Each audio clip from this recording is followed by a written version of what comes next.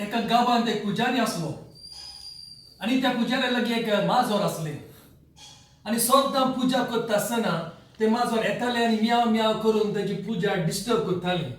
म्हणून पुजारीन त्या माजराक बांदून घातले आणि जितले फावटी ताणें पुजा केली तितले फावटी तो माजोर बांदून दवरतालो.